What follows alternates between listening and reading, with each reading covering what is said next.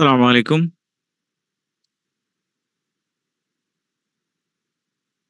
Hello, আমার কথা শোনা যাচ্ছে? ওয়ালাইকুম আসসালাম স্যার, শোনা যাচ্ছে sir, clear. Okay, thank you. Um সবাইকে আমি একটু রিকোয়েস্ট করব, আ খেয়াল রাখবেন যেন আপনারা আইডি নাম্বার দিয়ে রিনেম করে ফেলেন। যারা করেছেন ভালো, সমস্যা নাই। আর একদম লাস্টে কয়েকজনের শুধু নাম দেখতে পাচ্ছি। কাইন্ডলি আইডি গুলো দিবেন। ১ম এ আইডিটার পরে নাম দিলে কোনো সমস্যা নাই। বাট ১ম এ আপনার ফুল আইডিটা লিখে রিনেম করে ফেলেন নিজেকে। আর সিআরদেরকে রিকোয়েস্ট করব যারা জয়েন করেননি আরেকবার একটু নোটিফাই করে দিতে। বিকজ আগের যে অনলাইন ক্লাসটা ছিল ঠিক সেভাবেই আমরা জুম এর ডেটা থেকে অ্যাটেন্ডেন্সটা কালেক্ট করব। ওকে, ফাইন। আমরা তাহলে শুরু করছি আজকের discussion. Discussion 5 you can see in the slide, which is about measuring joblessness. So, discussion 5 is all about unemployment. Unemployment নিয়ে আজকের ডিসকাশনটা খুব লেংদি হবে না ইনশাল্লাহ। একটা ছোট্ট ডিসকাশন এবং রাদার ভেরি ইজি ডিসকাশন। মানে এই আমাদের মোট 6টা ডিসকাশনের মধ্যে সবচেয়ে ইজি এবং সহজ আইডিয়া গুলা এটার ভিতরে আছে। সো প্রথমেই যে জিনিসটা বুঝতে হবে যে একটা দেশের অর্থনীতির জন্য বা ইকোনমির পারফরমেন্সের জন্য, ইকোনমিক গ্রোথের জন্য সবচেয়ে ইম্পর্টেন্ট ফ্যাক্টর বা উৎপাদনের সবচেয়ে গুরুত্বপূর্ণ উপাদান হচ্ছে তার ওয়ার্কিং ফোর্স, মানুষ। ওকে, মানুষ হচ্ছে একটা দেশের অর্থনীতির মূল চালিকা শক্তি। সো এই মানুষের কর্মসংস্থান নিয়ে যে আইডিয়া গুলা, সেই ছোট ছোট টার্মিনোলজি গুলো আমরা আগে প্রথমে একটু দেখে নিই। প্রথম আইডিয়াটা হচ্ছে ওয়ার্কিং এজ পপুলেশন। আচ্ছা, নিশ্চয়ই আপনারা জানেন কাদেরকে বা কোন এজ রেঞ্জকে বলা হয় working age population. Can anybody tell me?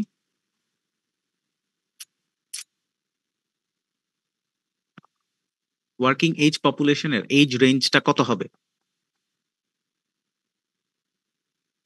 Sir 18 থেকে 60। আচ্ছা, ফাইন, একটা গেস। আর আর কোনো গেস? স্যার 15 থেকে 64। আচ্ছা, গুড, কারেক্ট অ্যান্সারটা চলে আসছে। আহ 15 থেকে 64 হচ্ছে usually world's ডেফিনেশনে working age.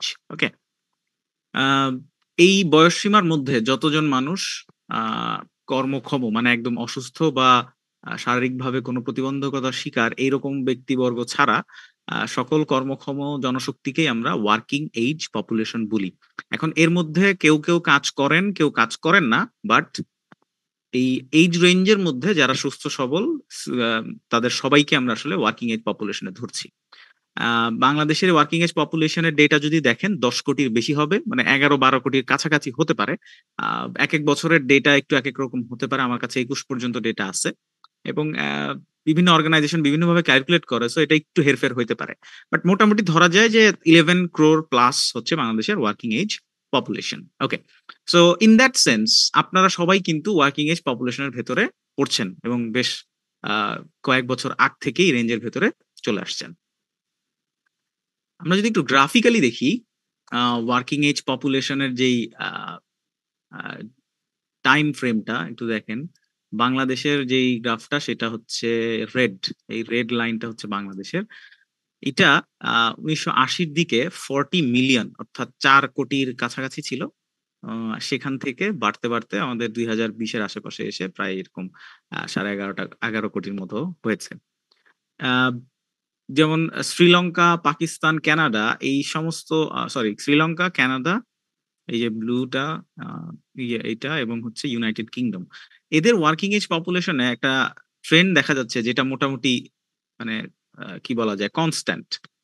Increase করলেও এটা দেখা যাবে এখান 20 নিচে ছিল, হয়তো 20 থেকে একটু ইনক্রিজ করেছে, এরকম একটা ট্রেন্ড। আবার বাংলাদেশ পাকিস্তানের ক্ষেত্রে এটা একটা রাইজিং ট্রেন্ড। আপনি যদি ইন্ডিয়ার ক্ষেত্রে দেখেন, চায়নার ক্ষেত্রে সেটাও হয়তো রাইজিং হবে। আর থার্ড আরেকটা জিনিস আমরা দেখতে পাইতেছি, যেটা জাপান, জাপানের ওয়ার্কিং এজ পপুলেশনের সংখ্যাটা ডাউনওয়ার্ড স্লোপিং, মানে নিচের দিকে নেমে যাচ্ছে। 80 মিলিয়ন, মানে 8 কোটির কাছাকাছি তাদের ওয়ার্কিং এজ পপুলেশন ছিল 1980-তে, সেটা কমে যাচ্ছে ধীরে ধীরে এবং ধারণা করা হচ্ছে 2050-র দিকে এটা আরো অনেকখানি কমে আসবে। সো কেউ আমাকে একজন বলেন, হুইচ ট্রেন্ড, এই 3টা ট্রেন্ডের মধ্যে কোন ট্রেন্ডটা আসলে একটা কান্ট্রির জন্য, কান্ট্রির অর্থনীতির জন্য ভালো সিচুয়েশন? স্যার বাংলাদেশ আর পাকিস্তানেরটা স্যার, আপরাইজিং যে ট্রেন্ডটা স্যার, কারণ কেন? ইয়াং এজ পপুলেশন বেশি স্যার। আচ্ছা, আর আর কোনো হচ্ছে জাপানের জন্য স্যার ডিক্লাইন হবে স্যার, কারণ পপুলেশন ডিক্লাইন হইতেছে, তো ওল্ড এজ পপুলেশন আর কি অনেক ভারী কাজ করতে পারবে না। আচ্ছা, চমৎকার একটা কথা বলেছেন। আর কেউ বলতে চান?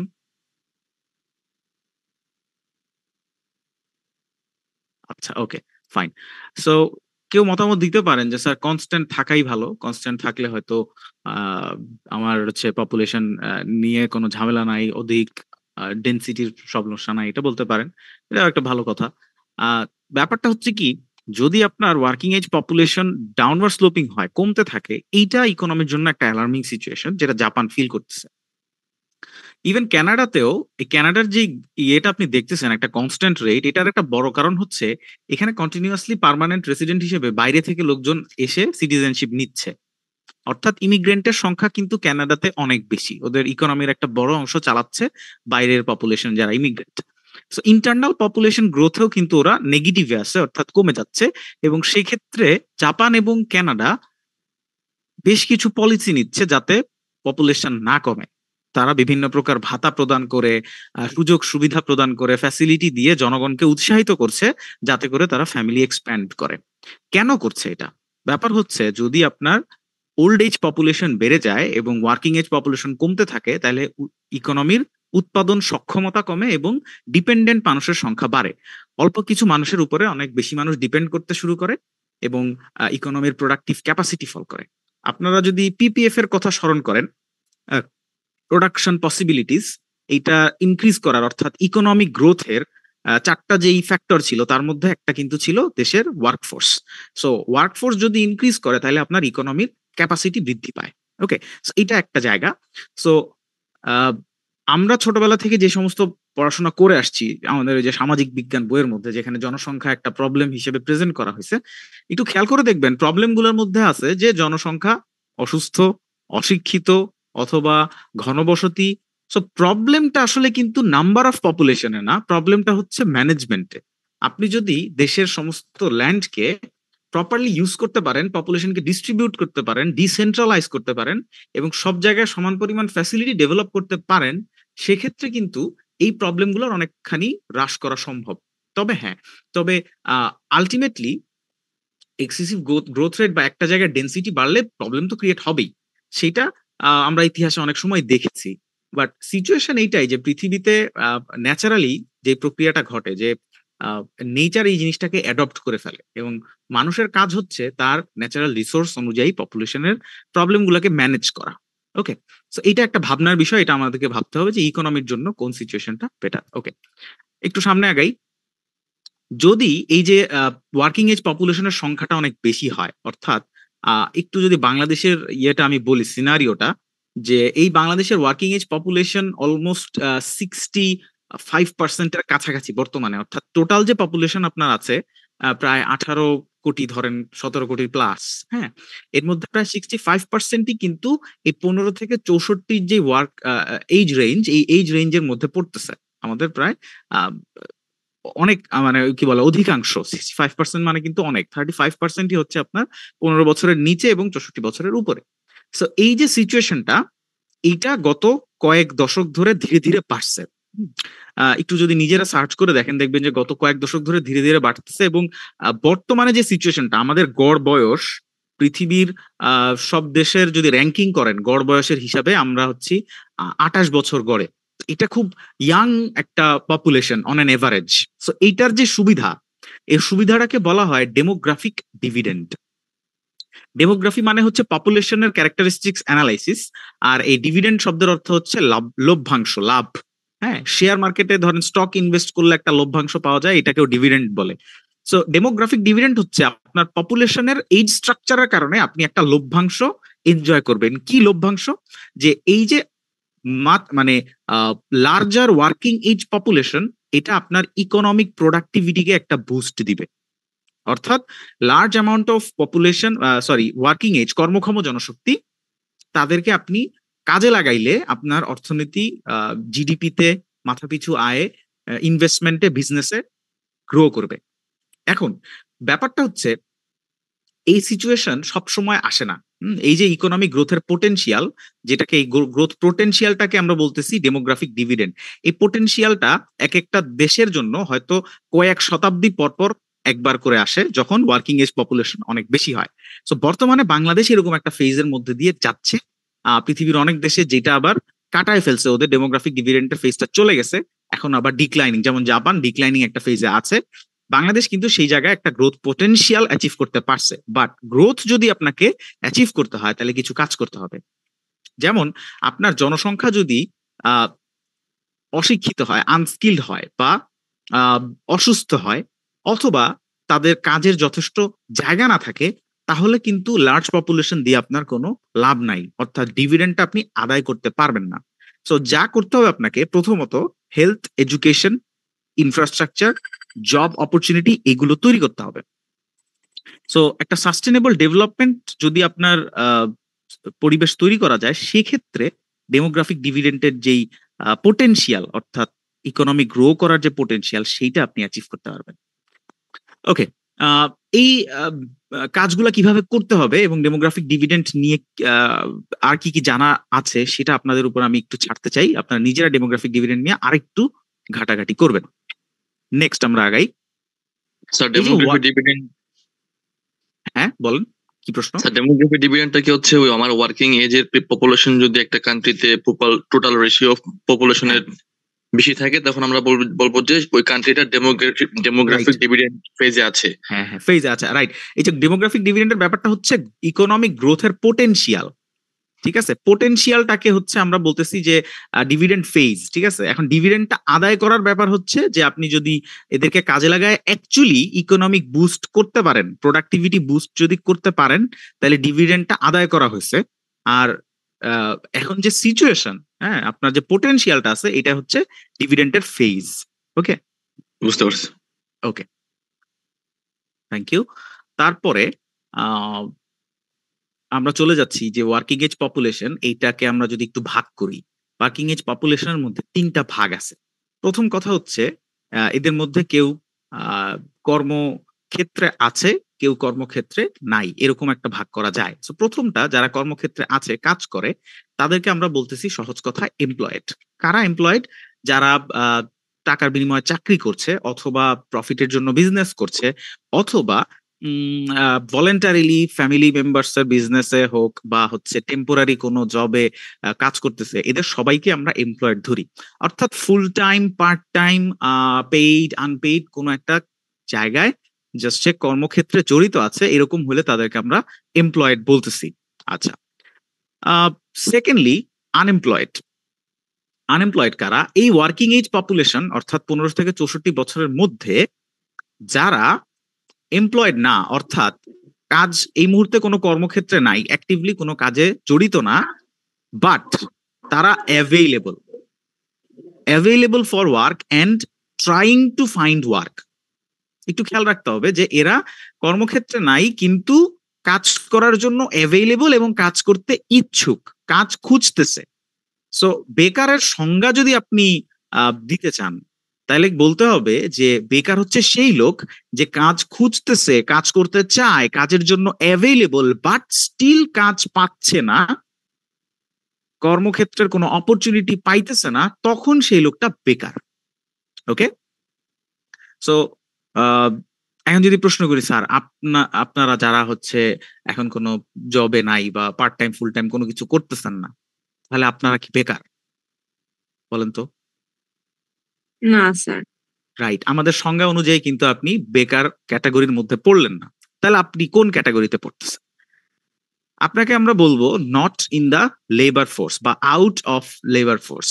ওকে, এই 3টা ক্যাটাগরির মধ্যে 3 নাম্বারটা, যারা কর্মক্ষম, যারা কাজ করতেছে না, এন্ড কাজ খুঁজতেছেও না, কাজ করতে এই মুহূর্তে ইচ্ছুক না। ওকে, যেমন এই যে প্রথম উদাহরণটা দেয়া আছে, ফুল টাইম স্টুডেন্টস, আপনার একেবারে পড়াশোনায় মনোযোগী, অন্য কিছু করতেছেন না এবং করতে ইচ্ছুকও না, তাহলে আপনি not in the labour force. অথবা এরকম যদি হয় যে আপনি কর্মক্ষম জনশক্তি, আপনার 50 বছর হতে হয়ে গেছে, আর আপনার এনাফ টাকা পয়সা আছে, আপনারা কাজ করার ইচ্ছা নাই, আপনি আর্লি রিটায়ারমেন্টে চলে গেছেন, ফাইন, ডান, তাহলে আপনি আর লেবার ফোর্সের অংশ না। তো এই হচ্ছে ওয়ার্কিং এজ পপুলেশনের তিনটা ক্যাটাগরি: এমপ্লয়েড, আনএমপ্লয়েড এবং লেবার ফোর্সের বাইরের অংশ, তিনটা। ওকে, ফাইন। সো লেবার ফোর্সের বাইরের অংশ যে বললাম, তা এখন প্রশ্ন আসে, স্যার এই লেবার ফোর্সটা কি তাইলে? What is labour force? এটা আমাদেরকে একটু বুঝতে হবে।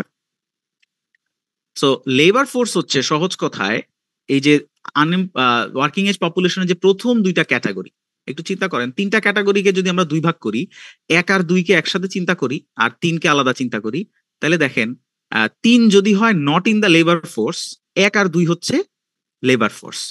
সো সহজ কথায় লেবার ফোর্স হচ্ছে number of employed plus number of unemployed.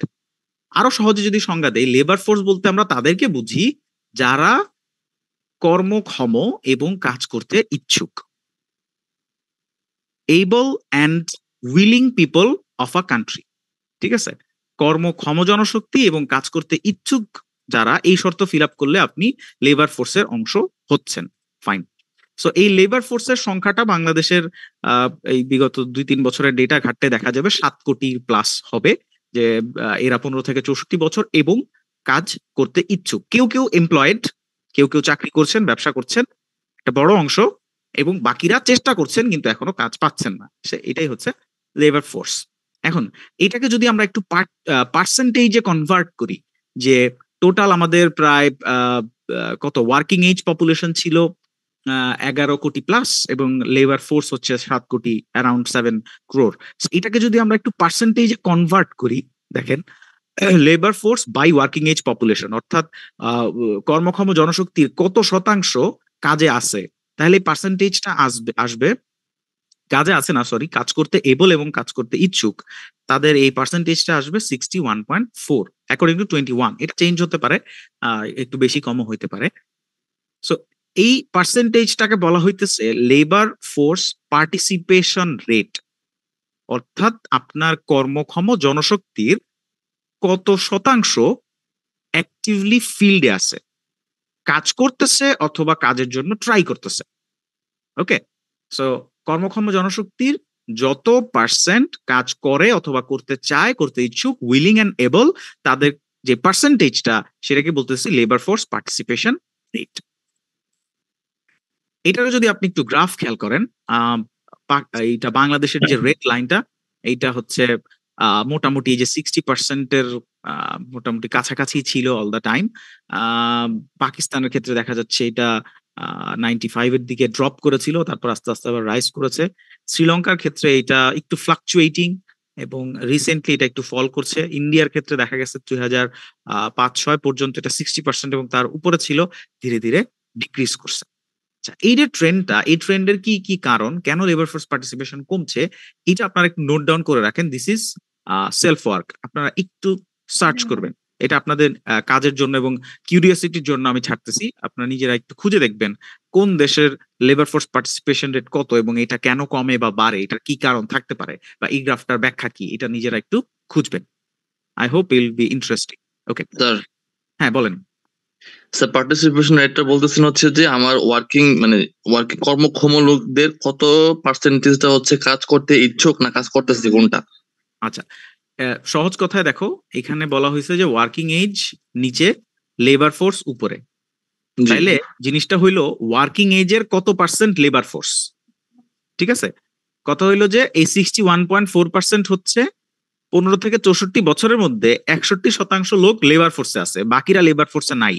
নাই মানে ওই যে বাকি কত হইলো তাইলে 38.6, তাই না?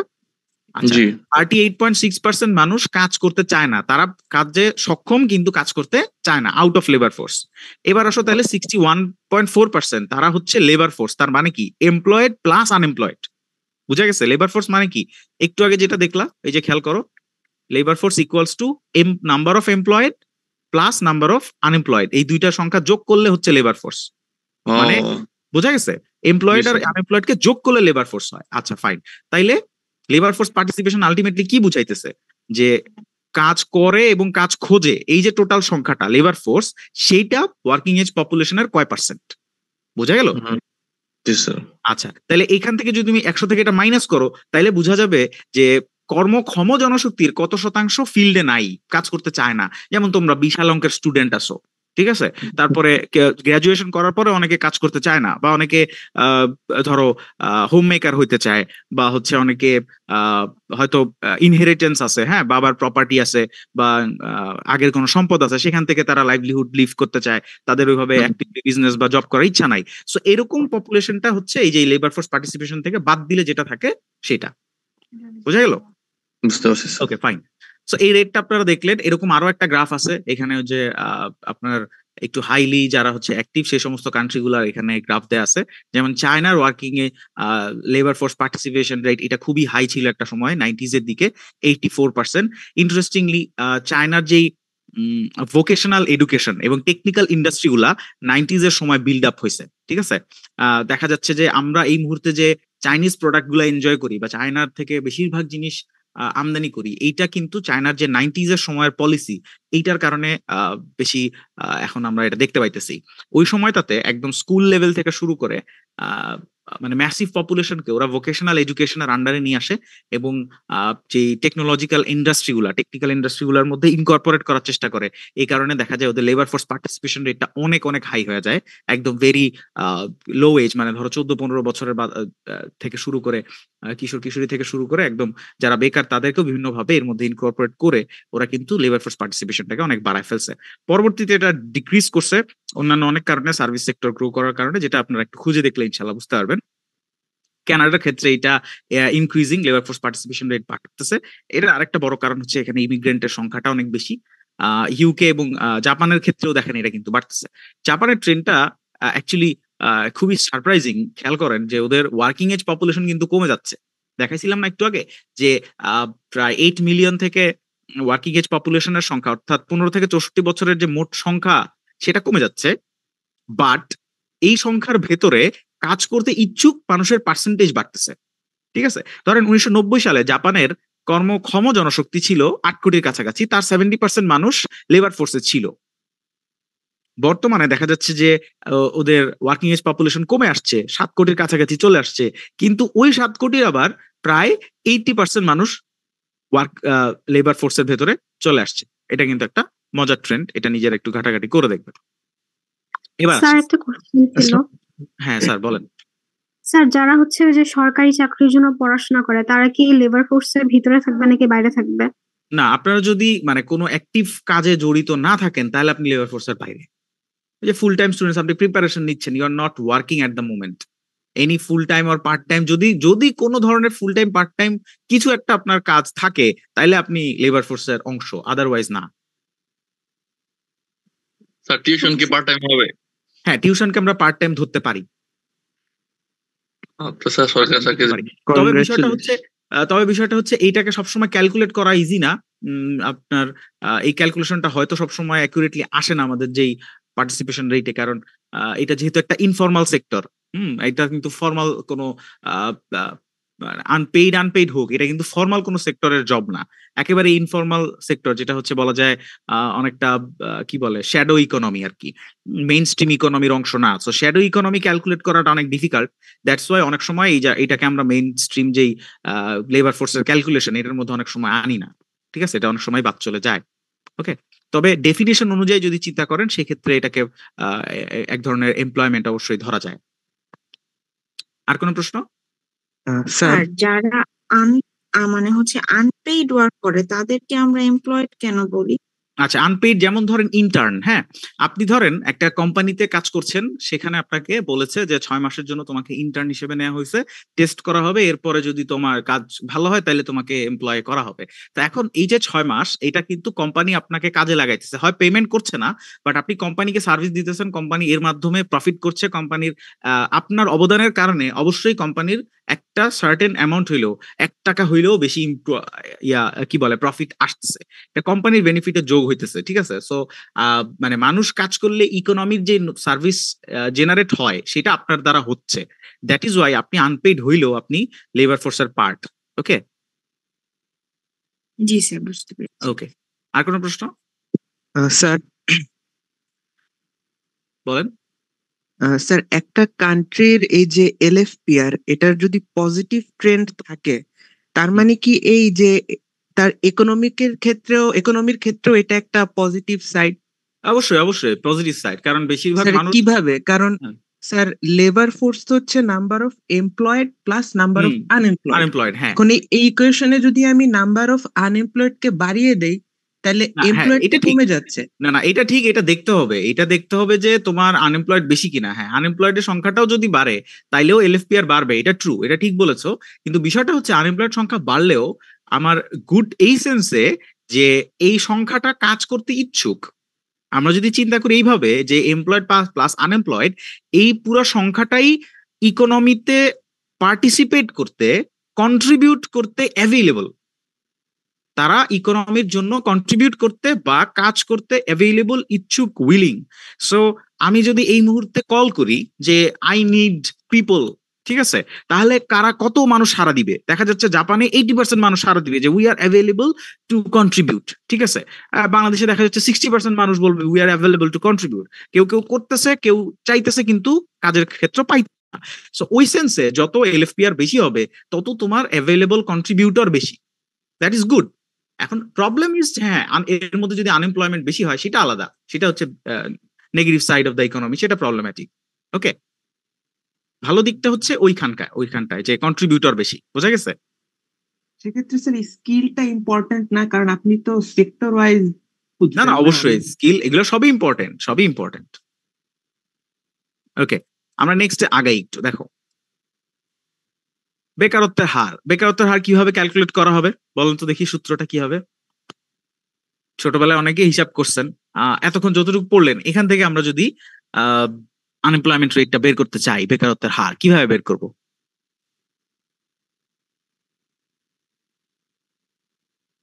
Anyone, any guess? Working age থেকে লেবার ফোর্সের মানে এমপ্লয়েড আর আনএমপ্লয়েড এটা মাইনাস করে নিয়ে। না, এক্স্যাক্টলি হলো না, অন্য কেউ? নাম্বার অফ আনএমপ্লয়েড প্লাস হচ্ছে not in the labour force divided by working age population. না স্যার, হলো না। দেখেন, আনএমপ্লয়মেন্ট রেট যখন আপনি হিসাব করবেন, মানে আপনার বেকারত্বের হার কত, ঠিক আছে, তখন আপনি কিন্তু ওয়ার্কিং এজের মধ্যে সবাইকে আনবেন না, তাই না? আপনার যারা কাজ করতে চায় না, ঠিক আছে, তাদের হিসাবে আপনি বেকারত্বের হার ডিটারমাইন কেন করবেন? কাজের মধ্যে যারা কাজ করতে চায় কিন্তু কাজ পায় না, এটাই হচ্ছে বেকারত্বের হার, ঠিক আছে। সহজ কথায় দেখেন, সূত্রটা হচ্ছে the number of unemployed divided by labour force, মানে আমার টোটাল যত সংখ্যক জনশক্তি কাজে ইচ্ছুক, available, want or willing to contribute, তাদের মধ্যে কয়জন আছে যারা চেষ্টা করে জব বা বিজনেস ম্যানেজ করতে পারছে না। ওকে, সো উইলিং পিপল, এই সংখ্যাটার ভেতরে, লেবার ফোর্সের ভেতরে কত শতাংশ মানুষ বা কত সংখ্যক মানুষ কাজের চেষ্টা করে পাচ্ছে না, সেটাই আনএমপ্লয়মেন্ট রেট। আচ্ছা, সো এই যে সংখ্যাগুলো ছিল, লেবার ফোর্স ছিল প্রায় 7 কোটির কাছাকাছি, আর নাম্বার অফ আনএমপ্লয়েড যদি আপনারা একটু সার্চ করে বাইর করে এখানে বসায় দেন, তাহলে রেটটা অ্যারাউন্ড 5-6% আসবে। এই রেটটাও একেবারে অ্যাকুরেট আমি বলতেছি না, এটা হয়তো 6-10% কাছাকাছি হইতে পারে। সো লেবার ফোর্সের, অর্থাৎ আমাদের 7 কোটির মধ্যে 100 জনে 5 জন হচ্ছে আনএমপ্লয়েড। এখন ওইটা আপনি পার্সেন্টেজটাকে কনভার্ট করেন যে 7 কোটির মধ্যে তাহলে টোটাল কতজন আছে আনএমপ্লয়েড। ওকে, কয়েক লাখ মানুষ তো অবশ্যই হবে। সো জিনিসটা যেটা এখানে আমরা কেন লেবার ফোর্স রেখছি, কেন ওয়ার্কিং এজ না, খেয়াল করেন, এখানে কিন্তু আমরা ওয়ার্কিং এজের মধ্যে, অর্থাৎ 15 থেকে 64 বছরের মধ্যে কতজন আনএমপ্লয়েড সেটা হিসাব করব না। কারণ যেই সংখ্যাটা কাজ করতে চায় না, they are not willing to work, তাদেরকে তো আমরা অলরেডি লেবার ফোর্সের বাইরে বের করে দিচ্ছি, তাই না? তাদেরকে মানে বেকারত্বের হার আমরা তাদের হিসাবে এই কারণে ধরবো না যে they are not available, they are not willing to contribute. কন্ট্রিবিউশনে উইলিং কারা, তার মধ্যে থেকে কতজন কাজ পায় না, সেটাই হচ্ছে অ্যাকচুয়ালি আনএমপ্লয়মেন্ট রেট। ওকে, এটাও যদি আমরা একটু গ্রাফে দেখি, আনএমপ্লয়মেন্ট রেটের গ্রাফটা দেখতে এরকম মোটামুটি। বাংলাদেশের রেটটা 90s এর দিকে 2% একটু বেশি ছিল, এটা ধীরে ধীরে বাড়ছে। এটা অফিসিয়াল ডেটা, এখানে অনেক ধরনের চেঞ্জ আসতে পারে, ফ্লাকচুয়েশন আরো বেশি হয়তো হয়েছে। ধীরে ধীরে এটা 5 থেকে 6% কাছাকাছি চলে আসছে, এখন হয়তো একটু ডিফারেন্ট হইতে পারে। শ্রীলঙ্কার ক্ষেত্রে এটা 14% ছিল একটা সময়ে 90s এর দিকে, এটা কমে আসছে অনেকখানি। মোটামুটি দেখা যাচ্ছে 2020-21 এই চারটা দেশের আনএমপ্লয়মেন্ট রেটটা মোটামুটি একই রকম। 2020-এর দিকে দেখা যাচ্ছে আনএমপ্লয়মেন্ট রেটটা ধাপ করে অনেকখানি বেড়ে গেছে প্রত্যেকটা কান্ট্রিতেই, এটা খুবই ইজিলি অনুমান করা যাচ্ছে কেন। ওকে, নেক্সট আমরা আগাই। যদি একটু বড় কান্ট্রিগুলোর আনএমপ্লয়মেন্ট রেট দেখেন, সেক্ষেত্রে দেখা যাবে একটা মজার প্যাটার্ন, যে একটা সাইন কার্ভের মতো ফ্লাকচুয়েশন এখানে দেখা যাইতেছে, যে এখানে একটু বেশি, তারপরে আবার কমে গেছে, তারপরে আবার বেড়ে গেছে, তারপর আবার কম, তারপর আবার বেশি। মানে এইটা হচ্ছে ইকোনমির সিচুয়েশনের কারণে এইভাবে আনএমপ্লয়মেন্ট রেটটা ফ্লাকচুয়েট করে। 1992 থেকে 94 এই সময়ের মধ্যে গ্লোবালি একটা মন্দা ছিল, এক ধরনের মন্দা কাজ করতেছিল। এই রিসেশনের কারণে অনেকগুলা দেশেই, বিশেষ করে ওয়েস্টার্ন যে কান্ট্রি তিনটা দেখা যাচ্ছে এখানে, কানাডা, ইউকে এবং ইউএসএ, যেগুলো একদম নর্থ আমেরিকান কান্ট্রি যে তিনটা বা ইউরোপিয়ান, এই কান্ট্রিগুলোতে দেখা যাচ্ছে আনএমপ্লয়মেন্ট রেট বেড়ে গেছে, বেকারত্বের হার বেশি। ধীরে ধীরে এটা কমে আসছে 2008-9-এর দিকে, তখন আবার একটা মন্দা হয়েছে এবং এইটা মেজরলি এফেক্ট করছে এই ওয়েস্টার্ন কান্ট্রিগুলোতে। সো সেই কারণে দেখা গেছে গ্লোবাল রিসেশন বা বৈশ্বিক মন্দার কারণে আনএমপ্লয়মেন্ট রেট বেড়ে গেছে। আবার 2020-এ কোভিড প্যান্ডেমিকের কারণেও একইভাবে আনএমপ্লয়মেন্ট রেটটা বেড়ে গেছে। সো আপনি যত মানে কি বলা যায়, ক্যাপিটালিস্টিক কান্ট্রি গুলার ট্রেন্ড ফলো করবেন বা একটু বেশি কি বলে, একটু বর্তমানে যদি আমরা বলি সব মানে একটু ডেভেলপড কান্ট্রি যেগুলোকে আমরা বলে থাকি, তথাকথিত ডেভেলপড কান্ট্রি বা ওয়েস্টার্ন ক্যাপিটালিস্টিক কান্ট্রি, এখানে এই ধরনের আনএমপ্লয়মেন্ট ফ্লাকচুয়েশন দেখা যায়। অর্থাৎ কয়েকটা ডেকেড পর পর, ধরেন এই যে এখানে 90s থেকে 2008, মানে মোটামুটি 2 ডেকেড পর, এখানে আবার একটা ডেকেড পর। সো একটা দুইটা ডেকেড পর পর 8-10 বছর পর পর এরকম হঠাৎ করে আনএমপ্লয়মেন্ট রেটটা বাড়ে, অর্থনৈতিক মন্দা হয়, আবার এটা ফল ডাউন করে, আবার এটা গ্রো করে। ঠিক আছে, এগুলাই অর্থনীতির বিভিন্ন ইন্টারনাল প্যাটার্নের কারণে, যেহেতু এটা একটা কি বলা যায়, ইন্ডাস্ট্রি বেসড ইকোনমি এবং হচ্ছে ডেট বেসড ইকোনমি, ঋণের উপর নির্ভর করে অনেকখানি চলে। স্টক মার্কেট এখানে একটা বড় ইস্যু আছে। সো এইরকম কারণে অনেক সময় এই আনএমপ্লয়মেন্টের ফ্লাকচুয়েশন গুলো দেখা যায়। চায়না সেদিক থেকে একটু ডিফারেন্ট। চায়নার ইকোনমি দেখা যাচ্ছে এখানে প্ল্যান স্ট্রাকচার, যেহেতু 90s এর দিকে এটা অনেকটাই প্ল্যান স্ট্রাকচারে ছিল, ধীরে ধীরে এটা মিক্সড ইকোনমিতে চলে আসছে। সো এই প্ল্যান স্ট্রাকচারের কারণে চায়নার আনএমপ্লয়মেন্টের ফ্লাকচুয়েশনটা অন্যরকম, এদের মতো প্যাটার্ন ফুলফিল করতেছে না। এটা কিন্তু খুব ইন্টারেস্টিং একটা বিষয়, আপনারা ঘাটাঘাটি করলে আরো মজার ইনফরমেশন জানতে পারবেন। এবার আসেন আনএমপ্লয়মেন্ট রেটের যে ক্যালকুলেশনটা আমরা দেখলাম, 5% বা সামথিং, কোন দেশের ক্ষেত্রে 8-9% হইতে পারে। এই ক্যালকুলেশনে একটা প্রবলেম অ্যারাইজ করে, একটা মানে কয়েকটা কারণে এই রেটটা কিছুটা হাই বা কিছুটা লো হইতে পারে। কিরকম? প্রথম প্রবলেমটা হচ্ছে ডিসকারেজড ওয়ার্কার। ডিসকারেজড মানে হচ্ছে হতাশ। ওকে, এমন এক সংখ্যক জনশক্তি আছে যারা কাজ খুঁজতেছে, কাজ পাইতেছে না, এবং একটা পর্যায়ে তারা হতাশ হয়ে কাজ খোঁজা বন্ধ করে দিচ্ছে। ঠিক আছে, ধরেন 3-4 বছর 5 বছর ধরে চেষ্টা করতেছে, চেষ্টা করতে করতে একটা পর্যায়ে হাল ছেড়ে দিছে। এরকম হতে পারে যে তারা আর কাজ করবে না, একেবারেই হতাশ। এই ক্ষেত্রে এদেরকে আমরা বলতেছি ডিসকারেজড ওয়ার্কার। এমন না যে ডিসকারেজ হয়ে গেলে আজীবনই কেউ ডিসকারেজ থাকে, আবার হয়তো সে স্বাভাবিক হয়ে আসে। বাট আমরা আনএমপ্লয়মেন্ট রেটটা নর্মালি হিসাব করি একটা মান্থের জন্য বা একটা কোয়ার্টারের জন্য, 3 মাসের জন্য। হ্যাঁ, 3 মাসের হিসাবে দেখা যায় যে কতজন মানুষ হচ্ছে অ্যাক্টিভলি লুকিং ফর জবস। এখন আপনি ধরেন টানা 2-3 সপ্তাহ ধরে একেবারেই stop for looking jobs, 3 weeks or more. হ্যাঁ, আপনি 1 মাসের উপরে হয়ে গেছে, you are not actively looking for jobs, তখন আপনাকে ধরা হবে যে আপনি একজন discouraged worker, you are not trying for jobs. Okay, so if you are not trying, if you are discourage, you are not looking for job, তাহলে কিন্তু আপনি লেবার ফোর্সের অংশ থাকতেছেন না, বের হয়ে যাচ্ছেন। খেয়াল করেন, যদি আপনি কাজ করতে ইচ্ছা না পোষণ করেন, আপনি জব না খুঁজেন, তাহলে আপনি লেবার ফোর্সের অংশ না। এখন ডিসকারেজ ওয়ার্কার এফেক্ট বলে একটা ঘটনা ঘটে, আমি একটু উদাহরণ দিয়ে বুঝাই। ধরেন আপনার ইকোনমিতে 10 মিলিয়ন পিপল হচ্ছে আনএমপ্লয়েড, 10 মিলিয়ন পিপল আর আনএমপ্লয়েড, বেকার, অর্থাৎ কাজ খোঁজে চেষ্টা করছে কিন্তু পাচ্ছে না। এবং আপনার লেবার ফোর্স হচ্ছে 100 মিলিয়ন। ওকে, এমপ্লয়েড এবং আনএমপ্লয়েডের সংখ্যা যোগ করলে 100 মিলিয়ন হবে, আর টোটাল আনএমপ্লয়েড হচ্ছে 10 মিলিয়ন। তাহলে আনএমপ্লয়মেন্ট রেট কত? সহজ সূত্র, number of unemployed divided by labour force into 100, দেখা যাচ্ছে 10%।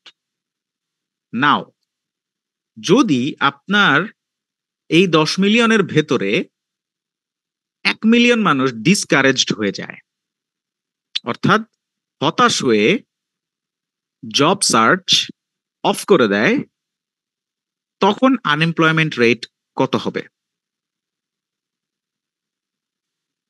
বলেন দেখি? স্যার 9%।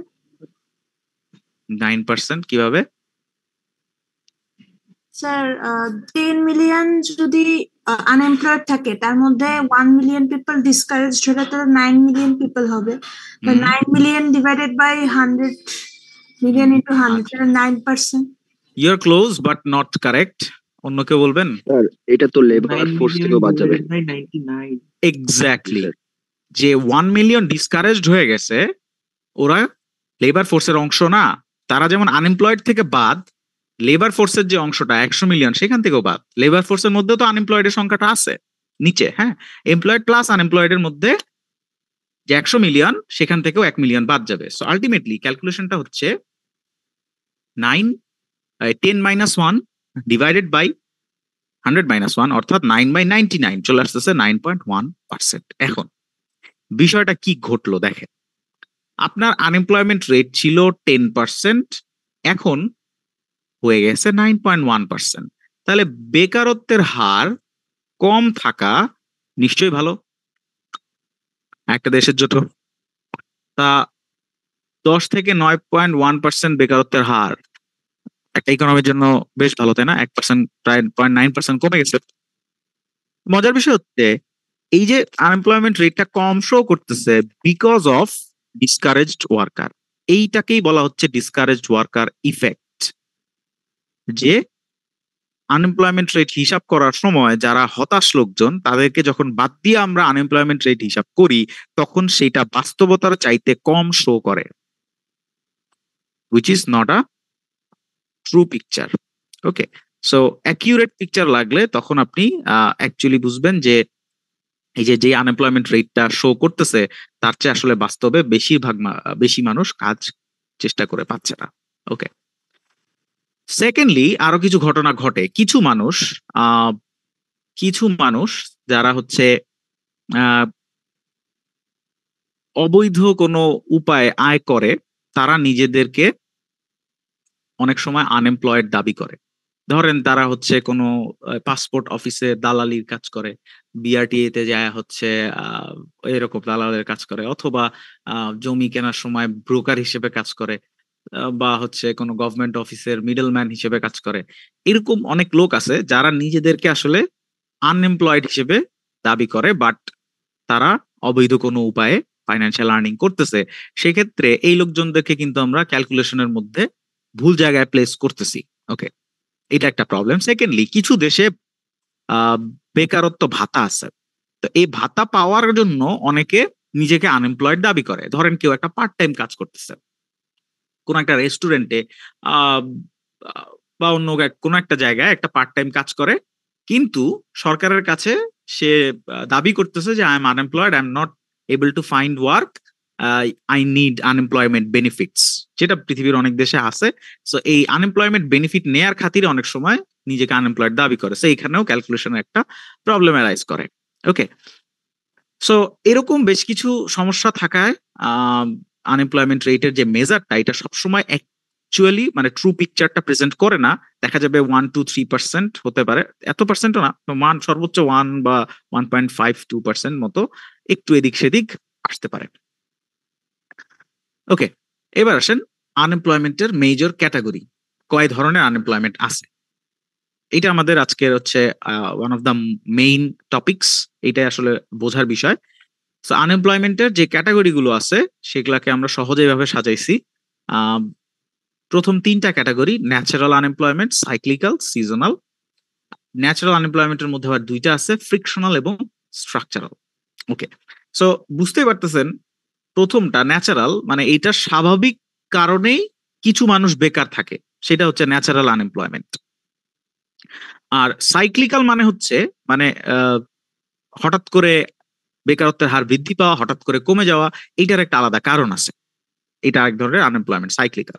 আরেকটা হচ্ছে সিজনাল। সিজনাল বোঝাটা খুবই সহজ, তাই না?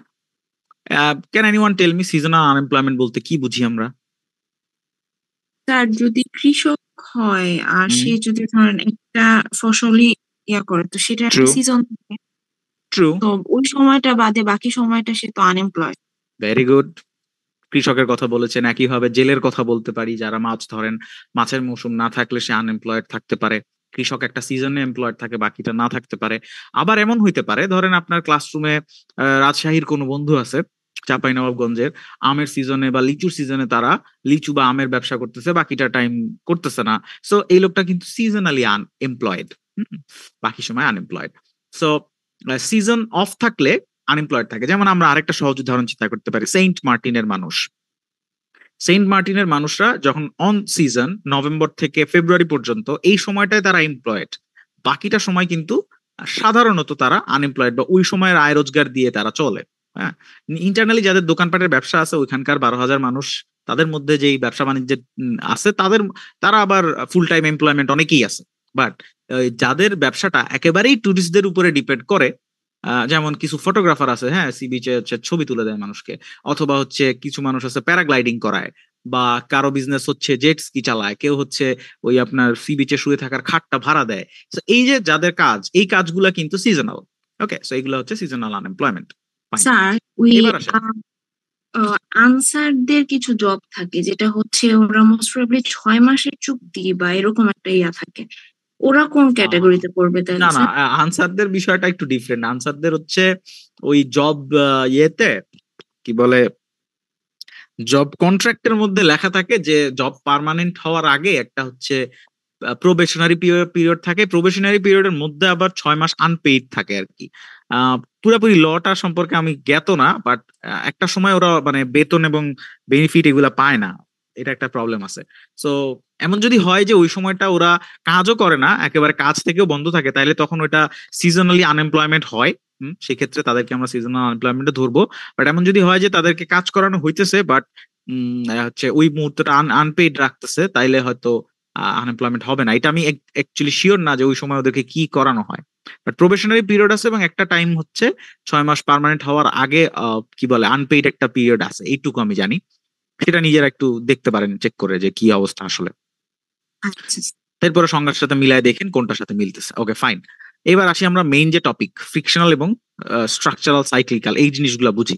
সো প্রথমে বুঝতে হবে ন্যাচারাল আনএমপ্লয়মেন্ট।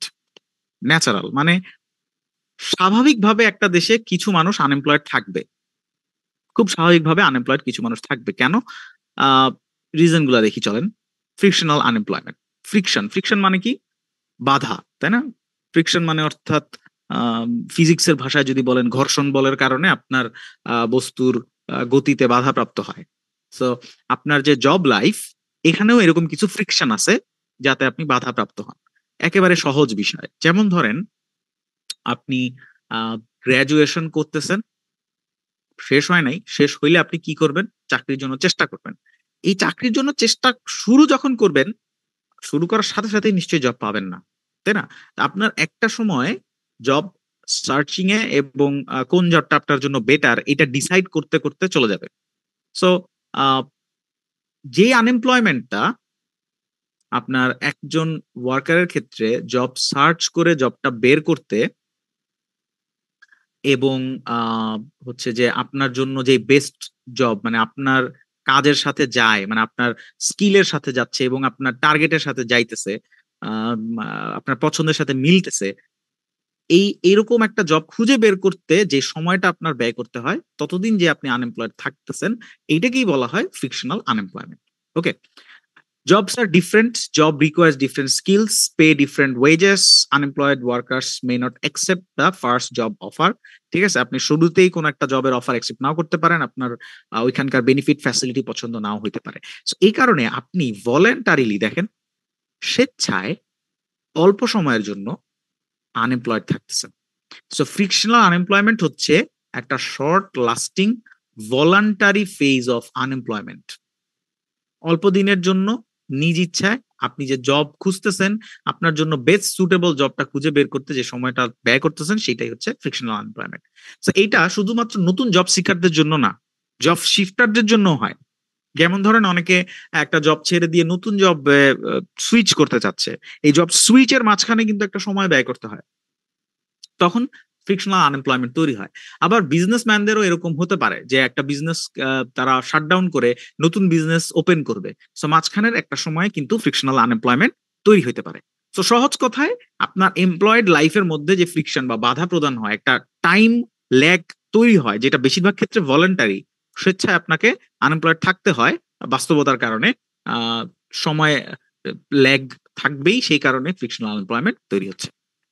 সো ফ্রিকশনাল আনএমপ্লয়মেন্টের কজগুলোকে যদি আমরা একটু পয়েন্ট আউট করে লিখি, তাহলে এরকম হয় যে আপনার বিভিন্ন রকম প্রেফারেন্স আছে এবং আপনার অ্যাবিলিটিও ভিন্ন। মানুষের ভিন্ন অ্যাবিলিটি এবং প্রেফারেন্সের ভিন্নতার কারণে ফ্রিকশনাল আনএমপ্লয়মেন্ট হচ্ছে। আপনার জবগুলার চাহিদা, যেমন কোনো কোম্পানির চাহিদা হইতে পারে যে আপনার কি বলে যে এক্সেল স্কিল অনেক হাই হইতে হবে, ডেটা অ্যানালাইসিস অনেক ভালো পারতে হবে, ঠিক আছে, তাহলে ওইটা আপনার সাথে নাও মিলতে পারে। অনেকের হইতে পারে যে আপনাকে প্রোডাকশন ফ্লোরে 8-9 ঘন্টা থাকতে হবে, তাহলে ওইটা আপনার সাথে নাও মিলতে পারে। সো জবের যে অ্যাট্রিবিউট এবং আপনার যে স্কিল, এটা একটা ম্যাচিং হইতে হবে। সেকেন্ডলি হচ্ছে ইনফরমেশনের ফ্লো এর কারণে অনেক সময় ফ্রিকশনাল আনএমপ্লয়মেন্ট তৈরি হয়। যেমন ধরেন কোম্পানি ওয়ার্কার হায়ার করতেছে, এটার যে সার্কুলার, এটা হয়তো পোটেনশিয়াল সবার কাছে পৌঁছাইতে নাও পারে, ঠিক আছে। আবার জবের কি কি প্রয়োজনীয়তা আছে, এটা অনেক সময় দেখা যায় ইন্টারনালি রিক্রুট করে ফেলে অনেক কোম্পানির ক্ষেত্রে, সেক্ষেত্রে ইনফরমেশনটা পাবলিক স্ফিয়ারে ক্লিয়ারলি আসে না। এই ইনফরমেশন ল্যাগের কারণে ফ্রিকশনাল আনএমপ্লয়মেন্ট তৈরি হয়। আরেকটা হচ্ছে জিওগ্রাফিক মোবিলিটি, যে আপনি একটা জব পাইছেন ধরেন নারায়ণগঞ্জে, এখন আপনি ঢাকায় থাকেন, সো আপনার নারায়ণগঞ্জে শিফট করতে হলে মাঝখানে একটা সময় প্রয়োজন, আপনি অ্যাকচুয়ালি ডিসাইডও করতে হবে যে আপনি নারায়ণগঞ্জ যাবেন কিনা, বা ঢাকা থেকে সাভারে আপনি শিফট করবেন কিনা, বা চট্টগ্রাম থেকে খুলনায় আপনি যাবেন কিনা। সো এই মোবিলিটি ইনস্ট্যান্টেনিয়াসলি হয় না, খুব দ্রুত এটা হওয়া সম্ভব না। নতুন একটা কোম্পানি যদি কোথাও এস্টাবলিশড হয়, সেখানে ওয়ার্কার নিয়ে আসতে বা ওই জায়গায় যদি ওই লোকেশনে না পাওয়া যায়, সেক্ষেত্রে মুভ করাটা বা জিওগ্রাফিক মোবিলিটি অনেক সময় ডিফিকাল্ট হয়, হুইচ ইজ ওয়াই একটা ফ্রিকশনাল আনএমপ্লয়মেন্ট তৈরি হয়। Secondly, structural unemployment. আচ্ছা, স্ট্রাকচার, কিসের স্ট্রাকচারের কথা বলতেছি? এটা হচ্ছে একটা ইকোনমিক স্ট্রাকচার। ওকে, যেমন আপনার ইকোনমির মেইন সেক্টর ধরেন এগ্রিকালচার, ঠিক আছে। সো এগ্রিকালচারে বেশিরভাগ মানুষ কাজ করে। যদি আপনার ইকোনমি স্ট্রাকচারটা চেঞ্জ হইতে থাকে, ধরেন বেশিরভাগ মানুষ গার্মেন্টস ইন্ডাস্ট্রিতে ধীরে ধীরে জব নিতে শুরু করে বা ইন্ডাস্ট্রি ডেভেলপ করছে, এখন কৃষিতে জব কমে গেছে, কৃষির অপরচুনিটি কমে গেছে, সেক্ষেত্রে অনেক মানুষ যারা কৃষক ছিল তারা আনএমপ্লয়েড হয়ে যাবে। তাদেরকে গার্মেন্ট সেক্টরে জব পাওয়ার জন্য বেশ কিছু স্কিল অর্জন করতে হবে, তারপর ওখানে জব পাবে। অথবা এমন হইতে পারে যে একটা সময়ে আমরা টেক্সটাইল ওরিয়েন্ট ইন্ডাস্ট্রির উপরে আর ডিপেন্ড করবো না, আমরা হয়তো আইটি ইন্ডাস্ট্রির উপরে ডিপেন্ড করব, অথবা অন্য কোনো ইন্ডাস্ট্রির দিকে আমরা সুইচ করব। এখন টেক্সটাইল ইন্ডাস্ট্রিতে যদি ডিমান্ড ফল করে, ধরেন আমাদের বিদেশি বায়াররা আমাদের কাছ থেকে কিনতে চাইতেছে না, সব চায়না থেকে অথবা হচ্ছে ভিয়েতনাম থেকে টেক্সটাইল প্রোডাক্টস গুলো পারচেস করবে, বাংলাদেশের সাথে বিজনেস কমায় ফেললো। তো সেক্ষেত্রে টেক্সটাইল ইন্ডাস্ট্রি গুলোতে জব অপরচুনিটি কমে আসবে, অনেক কোম্পানি শাটডাউন হয়ে যাবে। সো এই যে শিফটটা, এটা কই হবে? ধরেন আইটি ইন্ডাস্ট্রি নতুন করে গ্রো করতেছে, সো এখানে সুইচ করতে হবে। সো এই সুইচ করতে গেলে টেকনোলজিক্যাল চেঞ্জের কারণে দেখা যাবে আপনার ডিফারেন্ট স্কিল প্রয়োজন হবে। যে লোকটা কৃষিতে স্কিলড, তাকে আরএমজি তে আসতে হইলে নতুন স্কিল অর্জন করতে হবে, অথবা আরএমজি থেকে যদি আইটিতে যাইতে হয় তাহলেও ডিফারেন্ট স্কিল অর্জন করতে হবে। সো একটা দেশের পার্সপেক্টিভে যদি চিন্তা করেন, মানে ওভারঅল এমপ্লয়মেন্টের, ধরেন একটা সময়ে ডিপ্লোমা ইঞ্জিনিয়ারিং এর ভ্যালুটা অনেক বেশি ছিল বা এখানে ডিমান্ডটা অনেক হাই ছিল, এখনো আছে, বাট সেখান থেকে ধীরে ধীরে এখন আমরা মানে এই যে একদম বিএসসি ইঞ্জিনিয়ারিং এখানে বেশি ফোকাস করতেছে। তো একটা স্ট্রাকচারাল শিফট হয়েছে। সো ওইখানকার মানে ডিপ্লোমা সায়েন্সে পড়ে আসা মানুষ এখন কিন্তু নতুন করে স্কিল অর্জন করা শুরু করতেছে। তাই না? সো এই যে টেকনোলজিক্যাল চেঞ্জ বা ইন্ডাস্ট্রিয়াল রিঅর্গানাইজেশন, ইন্ডাস্ট্রিগুলো যদি নতুন করে স্ট্রাকচার চেঞ্জ করে ফেলে, একটা ইকোনমির ওভারঅল স্ট্রাকচারে যদি একটা শিফট আসে, তখন একটা লম্বা সময়ের জন্য ইনভলান্টারি, এটা আবার অনিচ্ছায়, অনিচ্ছায় আনএমপ্লয়মেন্ট তৈরি হচ্ছে লম্বা সময়ের জন্য। আর সহজ উদাহরণ দিই, ধরেন একটা সময় আমরা বেশিরভাগ সরকারি অফিসে বা বেসরকারি অফিসে টাইপিস্ট নামে একটা জব দেখতাম, যেখানে টাইপ রাইটার বলে একটা যন্ত্র ছিল। টাইপ রাইটার যন্ত্রের মাধ্যমে টাইপিস্টরা অফিসিয়াল কাজকর্মগুলো লিপিবদ্ধ করতো, এবং ইভেন কোর্ট রুমে এটা এখনো ব্যবহার হয়। সো এটা বেশিরভাগ জায়গারই একটা চাহিদাপূর্ণ জব ছিল। বা ইউনিভার্সিটি গুলো যে সার্টিফিকেট লেখা, এটা একটা সময় সুন্দর হাতের লেখা যাদের ছিল, এরকম বেশ কিছু মানুষকে এমপ্লয় করা হইতো, তাদেরকে দিয়ে আপনার এই সার্টিফিকেট গুলো লেখানো হতো। এই জবগুলো কিন্তু এখন আর নাই, টাইপরাইটারের জব নাই, বিকজ টেকনোলজি চেঞ্জ করছে। এখন আমরা কম্পিউটারে শিফট করছি সবকিছুতে, এবং সার্টিফিকেট লেখার জন্য এখন আর হাতের প্রয়োজন হচ্ছে না, হাতে লেখার যে দক্ষতা সেটার প্রয়োজন হচ্ছে না। সো এখানে একটা টেকনোলজিক্যাল বা ইন্ডাস্ট্রিয়াল চেঞ্জ আসতেছে, যেখানে স্ট্রাকচারাল আনএমপ্লয়মেন্ট তৈরি হচ্ছে। সো মেইন রিজন গুলাকে যদি আমরা একটু পয়েন্ট আউট করি, টেকনোলজির change, sectoral or structural shift, যেটা আমি বলছি যে এগ্রিকালচার থেকে যদি আপনি ইন্ডাস্ট্রিতে যান, বা ইন্ডাস্ট্রি থেকে যদি আপনি সার্ভিস সেক্টরে যান, এভাবে করে যদি সেক্টরাল শিফট হয়, তাইলে এইভাবে আপনার স্ট্রাকচারাল আনএমপ্লয়মেন্ট হয়। ছোট করে যদি উদাহরণ বলি, ছোট করে ধরেন একটা জব এরিয়া, ধরেন ইপিজেড, ঠিক আছে? ইপিজেডে একটা 4-5টা ফ্যাক্টরি বা ইন্ডাস্ট্রি ওখানে বিশাল লেভেলের প্রোডাকশন করে। এখন এই ইপিজেড এর প্রোডাকশনটা যদি শিফট করে, স্ট্রাকচারাল শিফট হয়, নতুন ধরনের যন্ত্রপাতি নিয়ে আসে, মেকানাইজেশন হয়, যে এখন থেকে আমরা লেবারকে ব্যবহার করব না, কম ব্যবহার করব, আমরা বেশিরভাগ মেশিন ইউজ করব।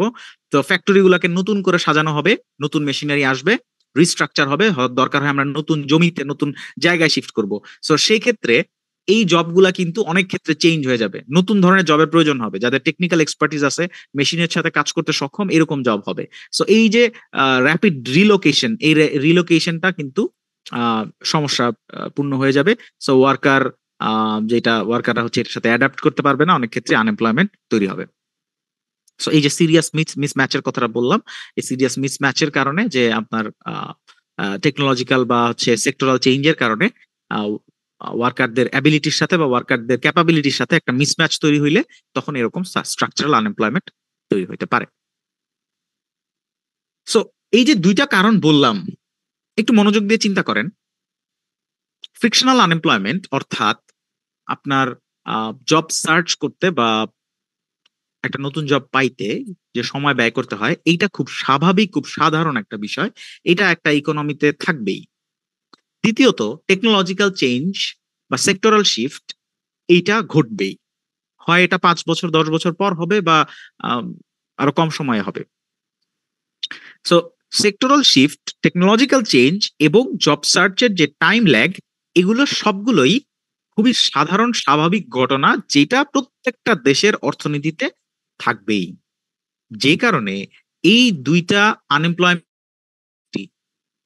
অর্থাৎ ফ্রিকশনাল আনএমপ্লয়মেন্ট এবং স্ট্রাকচারাল আনএমপ্লয়মেন্ট রেটের যে সমষ্টি, সেটাকে বলা হয় natural rate of unemployment, NRQ। Okay, so natural rate of unemployment, এইটাকে কি বলা হয়? Natural because this things are কি বলছে, আদার দেন প্রবলেমস বাই, আচ্ছা ঠিক আছে, মানে এই জিনিসগুলো হচ্ছে আপনার ইকোনমির পারফরমেন্সের সাথে রিলেটেড না, এইটা স্বাভাবিকভাবেই একটা দেশের অর্থনীতিতে ঘটবে, খুব সাধারণ ঘটনা।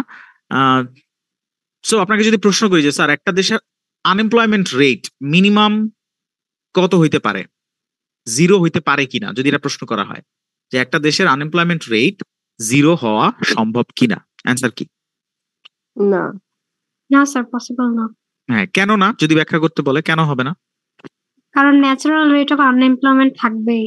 Exactly, very good. যে একটা ন্যাচারাল রেট অফ আনএমপ্লয়মেন্ট, এটা থাকবেই, এটা হতে পারে 3%, 2%, 3% বা 4%, যেই দেশে যেমন, একটা natural rate of unemployment always exist করবে। কখনোই আনএমপ্লয়মেন্ট রেট 0% হতে পারবে না। এখন যদি এমন হয় যে একটা দেশে শুধুমাত্র ন্যাচারাল আনএমপ্লয়মেন্ট আছে আর কোনো ধরনের আনএমপ্লয়মেন্ট নাই, সেক্ষেত্রে আমরা বলবো ওই দেশটা ফুললি এমপ্লয়েড, ফুল এমপ্লয়মেন্ট রিচ করতে পারছে। সো ফুল এমপ্লয়মেন্ট কখন রিচ করতে পারবে? অ্যান্সার হচ্ছে যদি ওই দেশে ন্যাচারাল রিজন বাদে অন্য কোনো রিজনে আনএমপ্লয়মেন্ট না তৈরি হয়। শুধুমাত্র ন্যাচারাল কারণে যে আনএমপ্লয়মেন্ট সেটা যদি থাকে তাহলে দেশটা ফুল এমপ্লয়মেন্ট রিচ করতে পারছে, বা ন্যাচারাল রেট অফ আনএমপ্লয়মেন্টই হচ্ছে lowest rate of unemployment. Okay, lowest rate of unemployment and economy will reach. So এখানে যে কথাটা দেয়া আছে যে রেট নেভার ফলস টু 0%, এটা আপনাকে ব্যাখ্যা করতে হয়তো বলবে। আর মোস্ট ইকোনমিস্টরা যেটা বলেন যে ন্যাচারাল আনএমপ্লয়মেন্ট রেটটা 4-এর আশেপাশে হয় নর্মালি বেশিরভাগ দেশে। ওকে, সো এই ন্যাচারাল আনএমপ্লয়মেন্টের বাইরে অন্য কোনো কারণে আনএমপ্লয়মেন্ট তৈরি হইলে সেটা সাইক্লিক্যাল আনএমপ্লয়মেন্ট, যেটা আমরা একটু পরে বলতেছি। সিজনাল আনএমপ্লয়মেন্ট বলেছি, সেটাও এর বাইরে, ন্যাচারালের বাইরে। আর মেজর যে আমরা আনএমপ্লয়মেন্ট গুলা ফেস করি আমার অর্থনীতির বিভিন্ন ডাইনামিক্স এর কারণে, সেটা হচ্ছে সাইক্লিক্যাল আনএমপ্লয়মেন্ট। এটা আমি শুরু করছি 2 মিনিটসের ব্রেক নিয়ে আসে, একটু আপনার মাথা ঠান্ডা করেন। এরপর আমাদের হয়তো আর 15 মিনিট লাগবে, এর বেশি লাগবে না। I'll take 2 minutes break.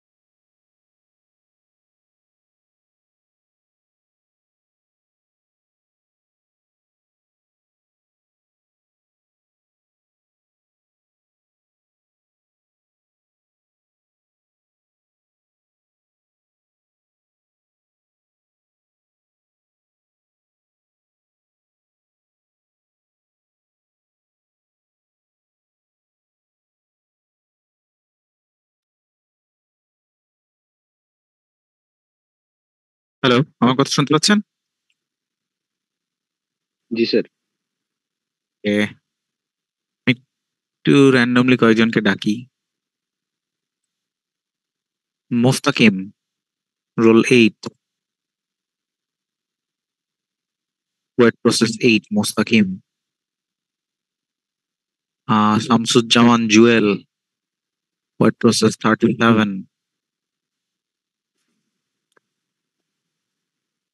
Teton, weight class is 42. Rohan, 64. Jibon, 80.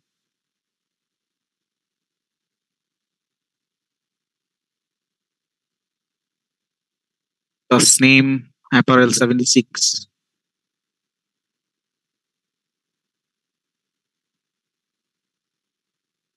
Sadnan, 11. ESC 11, Sadnan. Naim, ESC 20. sir. Okay. Joy, IP 16.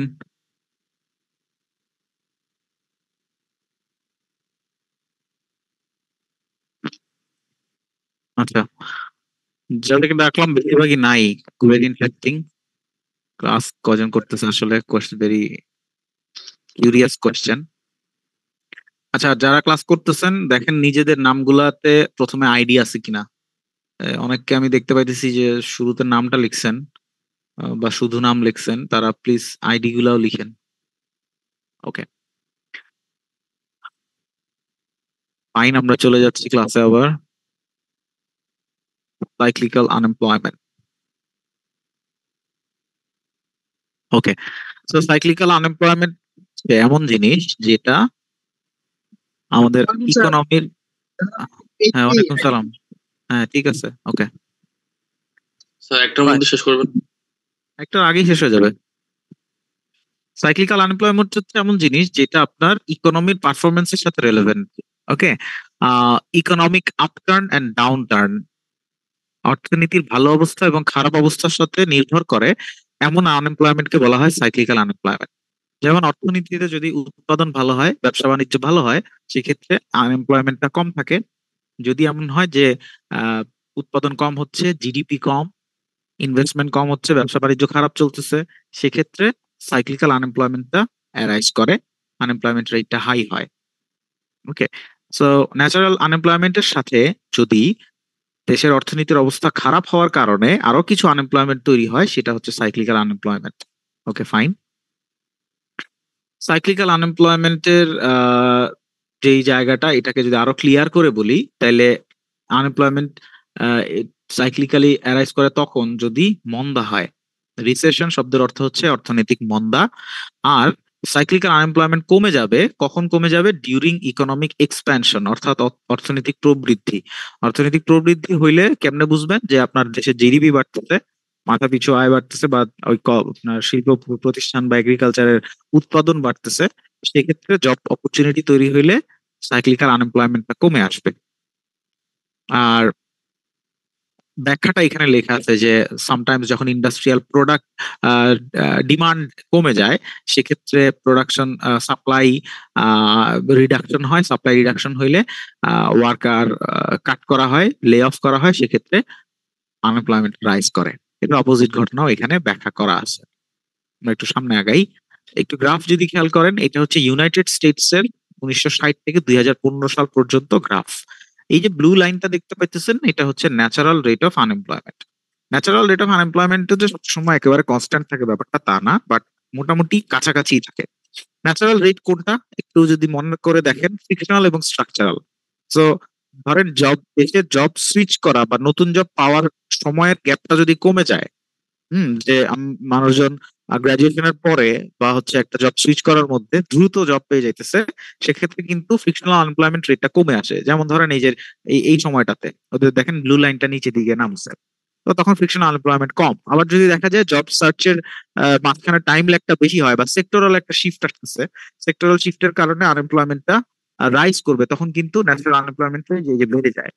ঠিক আছে, সো এই স্মল ইনক্রিজ এন্ড ডিক্রিজ এর মধ্যেও থাকে, ন্যাচারাল রেটের মধ্যেও থাকবে, বাট এটা কখনোই কিন্তু জিরো হয় না বা অনেক বেশি কমে আসে না।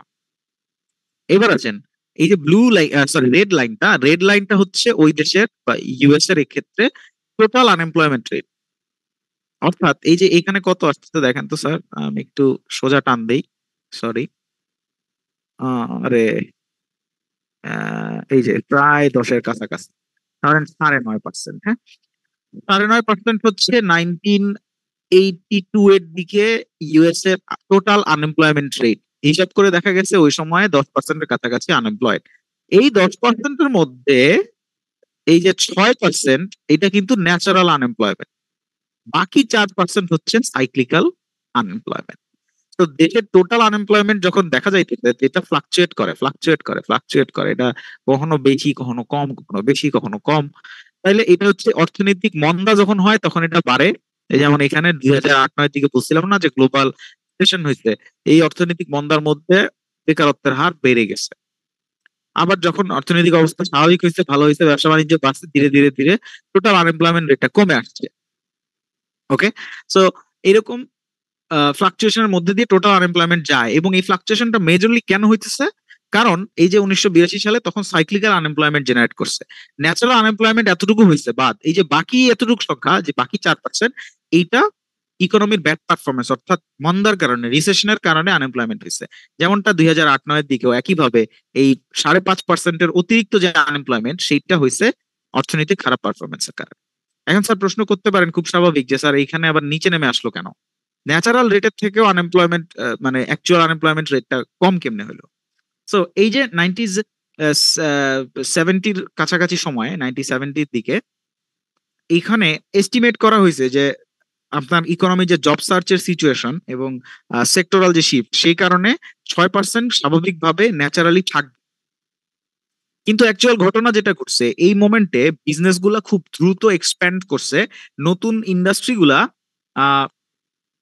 দ্রুত কিছু ওয়ার্কার রিক্রুট করে ফেলছে তাদের ব্যবসা বৃদ্ধি করার খাতিরে। এই নতুন ইনভেস্টমেন্ট আসার কারণে হঠাৎ করে ম্যাসিভলি বেশ কিছু ওয়ার্কারের প্রয়োজন হয়েছে। সেক্ষেত্রে যেই লোকগুলো আনস্কিল্ড অর্থাৎ লোলি স্কিল্ড অথবা হচ্ছে আপনার কি বলে ফ্রিকশনাল টাইমে আটকে আছে, মানে জব এখনো খুঁজে পায় নাই, দ্রুত তাদেরকে বিভিন্ন ফ্যাসিলিটি দিয়ে জবে নিয়ে আসার চেষ্টা করা হয়েছে। বা যাদের যাদের হচ্ছে এখনো আপনার কি বলে যে এডুকেশনে শেষের দিকে আসে নাই, তাদের মধ্যে অনেকে পার্ট টাইম জবের মধ্যে ঢুকে পড়ছে। সো এই সমস্ত কারণে দেখা গেছে যে আপনার যতটুকু ন্যাচারালি আনএমপ্লয়েড হওয়ার কথা ফ্রিকশনাল স্ট্রাকচারাল রিজনে, তার চেয়ে আনএমপ্লয়মেন্ট রেটটা কমে আসছে। ঠিক আছে, সো এটা হচ্ছে মানে সাইক্লিক্যাল ইমপ্রুভমেন্ট। যখন ইকোনমি এক্সপ্যান্ড করে fast, very fast economy expand করলে তখন extra investment, extra business, extra গ্রোথের খাতিরে তখন অনেক সময় সেক্টরাল বা ফ্রিকশনাল আনএমপ্লয়েড লোকজনদের অনেকাংশ এমপ্লয়েড হয়ে যায়। সেক্ষেত্রে ন্যাচারাল রেটের নিচে আনএমপ্লয়মেন্ট রেটটা চলে আসে, বাট স্টিল এটা কিন্তু 0 হয় নাই, প্রায় 3%-এর কাছাকাছি রয়ে গেছে। ওকে, সো এই গেল গ্রাফের ব্যাখ্যা। এবার আসেন সিজনাল আনএমপ্লয়মেন্ট বলে ফেলছি, এই গ্রাফটা একটু ইন্টারেস্টিং, এটা খেয়াল করতে হবে। গ্রাফটার টাইটেল খেয়াল করেন, short run trade of between inflation এবং আনএমপ্লয়মেন্ট। ইনফ্লেশন এবং আনএমপ্লয়মেন্টের মধ্যে শর্ট রান ট্রেড অফ। এই গ্রাফটার আরেকটা মানে সবচেয়ে বিখ্যাত নাম হচ্ছে ফিলিপস কার্ভ। ইকোনমিস্ট ফিলিপসের নাম অনুসারে, সম্ভবত জেমস ফিলিপস, তার নাম অনুসারে এটা করা হয়েছে। এই গ্রাফের এই জায়গাটা দেখেন ইনফ্লেশন রেট আর এই পাশে হচ্ছে আনএমপ্লয়মেন্ট রেট। আমরা নর্মালি ইকোনমিক্স এর গ্রাফ আঁকলে ওয়াই এক্সিসে প্রাইস রাখি আর এই এক্সিসে কোয়ান্টিটি রাখি। তাহলে এখানে হচ্ছে লেবারের কোয়ান্টিটিটা আপনি মেজার করতেছেন আর এই পাশে হচ্ছে প্রাইস, ইনফ্লেশন, হ্যাঁ, দামের স্তর। তো বিষয়টা কি দেখেন, এই গ্রাফটা কেন নেগেটিভ স্লোপিং, তাই না? এর ব্যাখ্যাটা কি? কেউ কি আমাকে ব্যাখ্যা করে বলতে পারবেন কেন গ্রাফটা এরকম ডাউনওয়ার্ড স্লোপিং হয়েছে এবং ইনফ্লেশন এবং আনএমপ্লয়মেন্টের মধ্যে তাহলে সম্পর্কটা কি? Can anyone explain?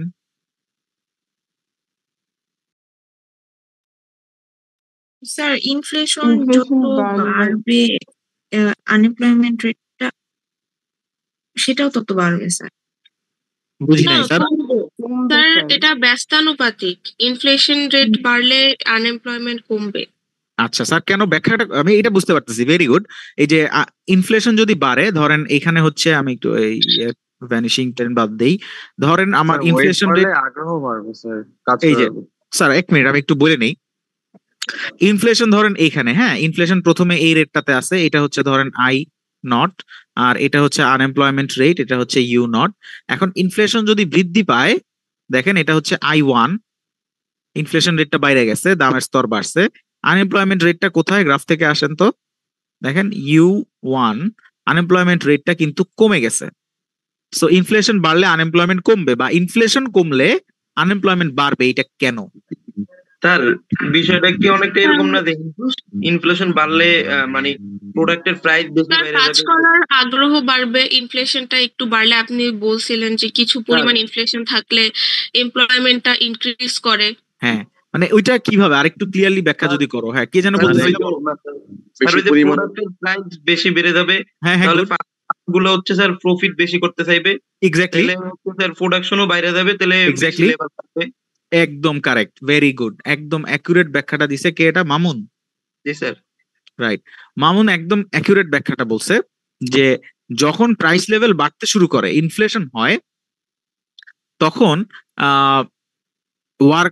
কোম্পানিজরা চিন্তা করতেছে যে প্রাইস লেভেল যদি বাড়ে, উই নিড টু প্রডিউস মোর, আমাদের প্রফিট বেশি করা প্রয়োজন, এই কারণে উৎপাদন বাড়াইতে হবে।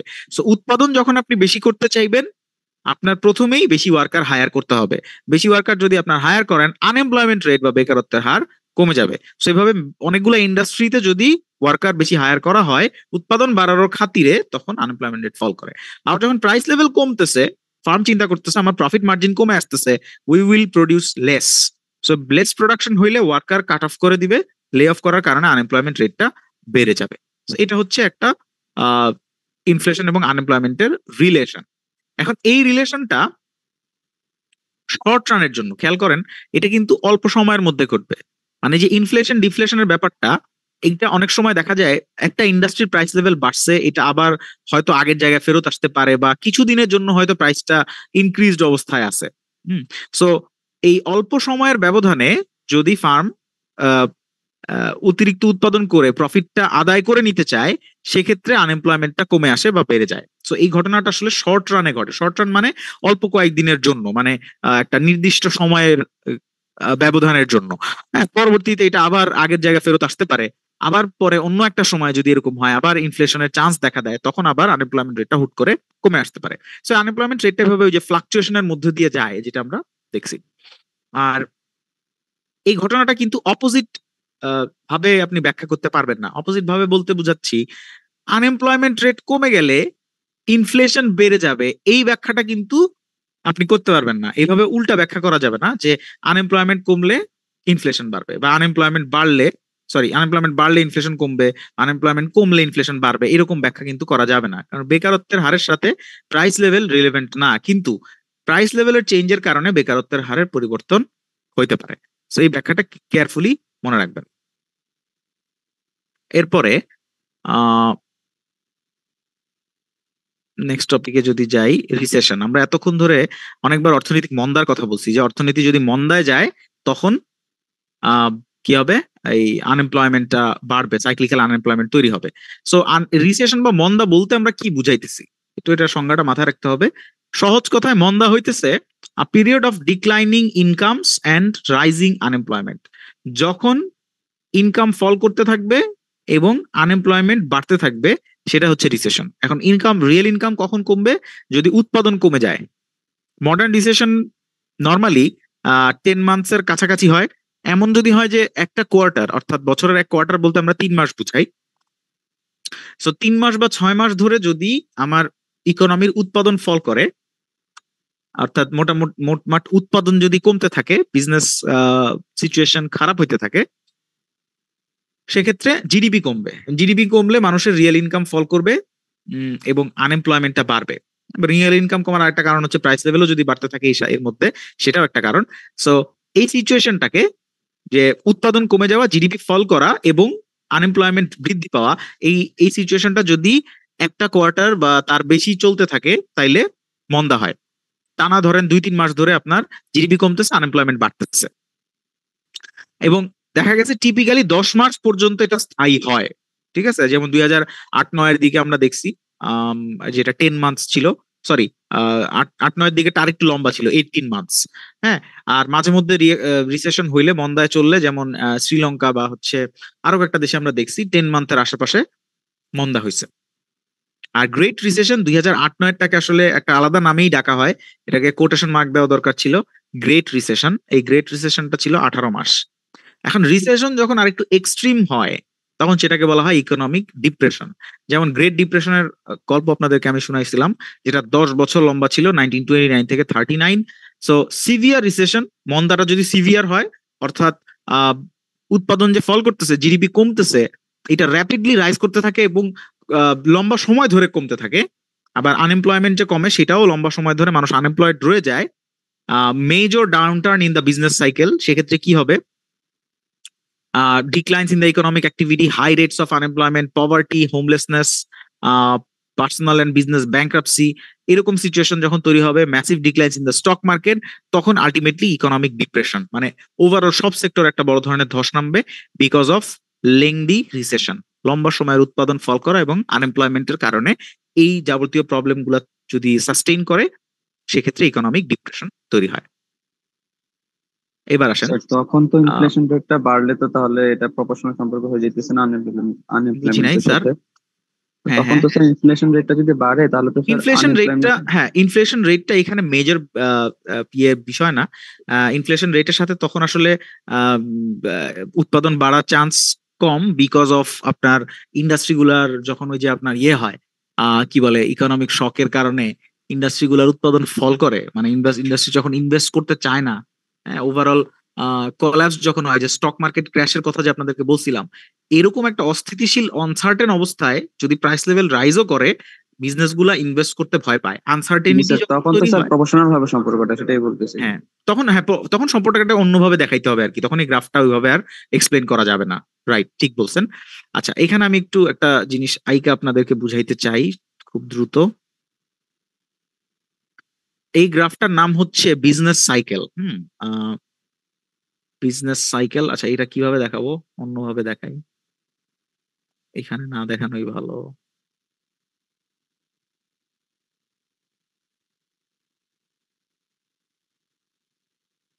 আচ্ছা,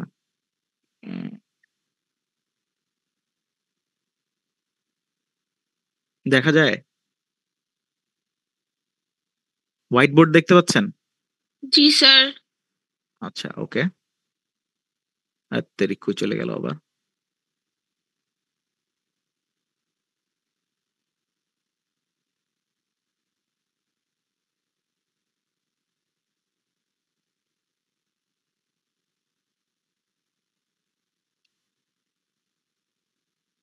এখন ফাইন, এইটা ধরেন দুইটা এক্সিস।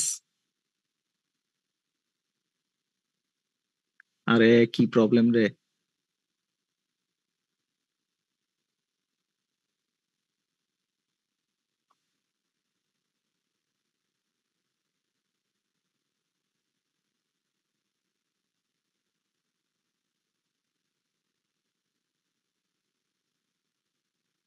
তোমাদের আঁকা আঁকি বন্ধ করবো কেমনে? এটা তোমরা মাঝখান দিয়ে আঁকা আঁকি করে দিচ্ছ।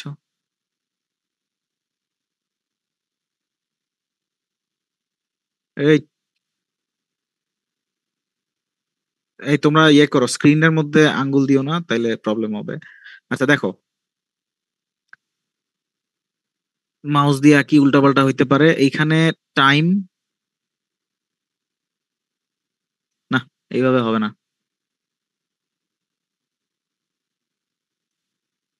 আর যে আঁকবে ওর অ্যাটেন্ডেন্স 0। হ্যাঁ, ঝামেলা করতেছে।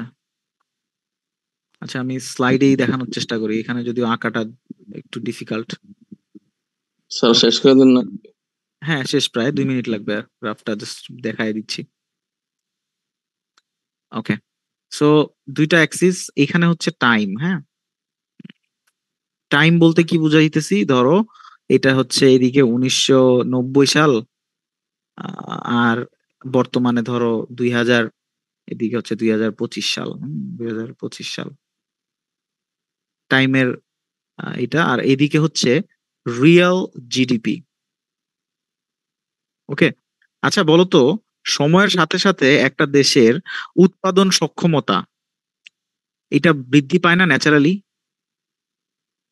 ধীরে ধীরে একটা দেশের উৎপাদন সক্ষমতা বাড়ে না? জি স্যার। আচ্ছা, তাহলে উৎপাদন সক্ষমতা যদি বাড়তে থাকে, তাইলে দেখো উৎপাদন সক্ষমতাই তো আমাদের রিয়েল জিডিপি, তাই না? তো ধরো 1990 সালে আমাদের উৎপাদন সক্ষমতা ছিল এই জায়গায়, এই যে 1990 থেকে এখানে যদি টান দাও তাহলে ধরো এটা ছিল $200 বিলিয়ন। হ্যাঁ, আর 2025 সালে এখন আমাদের উৎপাদন সক্ষমতা হচ্ছে প্রায় ধরো $500 বিলিয়ন। এই ব্যাপারটা কি আমরা বুঝতে পারতেছি যে সময়ের সাথে সাথে টেকনোলজিক্যাল চেঞ্জের কারণে এবং আমাদের বিভিন্ন কি বলে অ্যাক্টিভিটির কারণে, শিল্প কারখানা বৃদ্ধি পাওয়ার কারণে একটা দেশের উৎপাদন সক্ষমতা ধীরে ধীরে বাড়তে থাকে। ঠিক আছে, লেবার, ল্যান্ড, ক্যাপাসিটি, টেকনোলজি এগুলো বৃদ্ধি পায়, আস্তে আস্তে রিয়েল জিডিপি মানে আমাদের উৎপাদনের যে ক্যাপাসিটি এটাও বৃদ্ধি পায়, তাই না? আচ্ছা, এখন প্রশ্নটা হচ্ছে আমরা প্রত্যেক বছর বা সব সময় কি সক্ষমতার সমান উৎপাদন করতে পারি?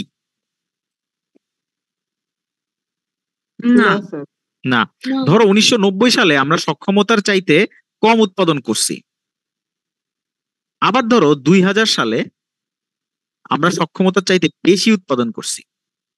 আমাদের ক্যাপাসিটি যা ছিল তা আমরা তার চেয়ে অতিরিক্ত উৎপাদন করে ফেলছি, মানে আমরা ভেরি হাইলি অ্যাক্টিভ বা প্রোডাক্টিভ ছিলাম। আবার ধরো 2010 সালে তখন আমাদের উৎপাদন সক্ষমতা অনেক কম ছিল।